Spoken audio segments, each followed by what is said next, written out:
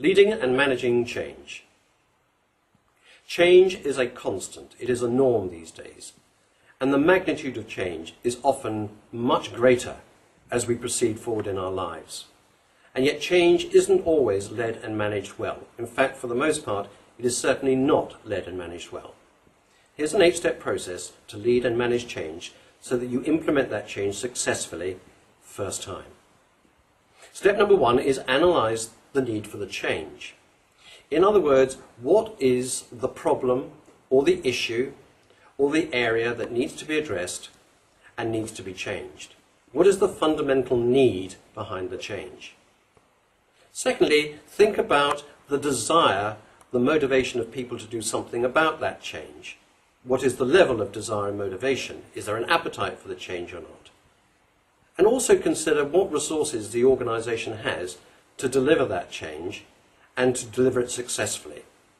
So need times desire times capability gives you the likely level of success in terms of thinking about that change.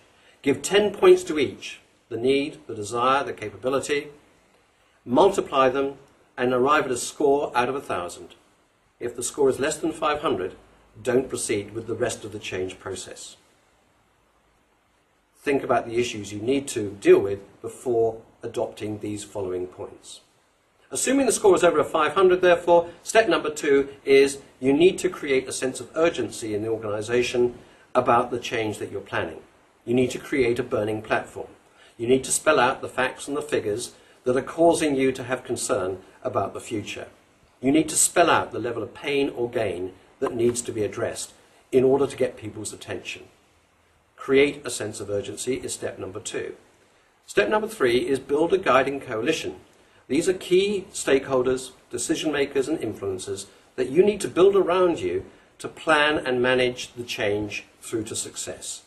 These are people that you're going to rely on very heavily as being a close working community to actually lead and manage that change through to its conclusion. They own the change. They're the sponsors of it. Step number 4, devise a change plan. What's the current situation? What's the future situation? What's the gap between the current and the future? What are the key issues to be addressed?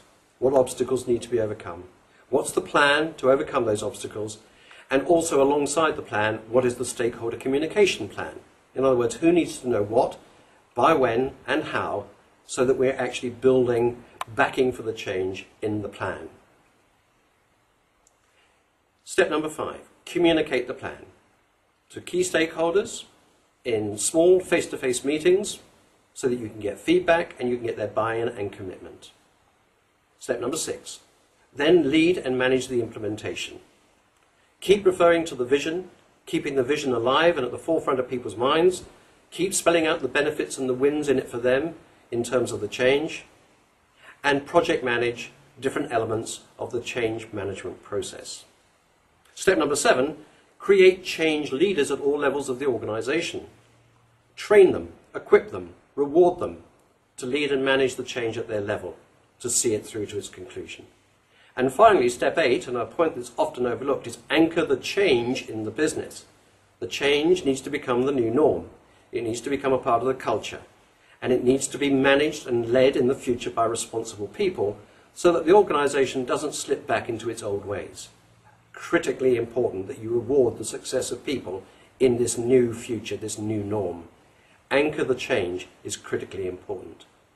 By using this 8-step process, you will not only be able to think through and plan and communicate and deliver the change that you require, but you will also do it with the willing followership of those involved in the change, and therefore it will be a much simpler and easier process to implement.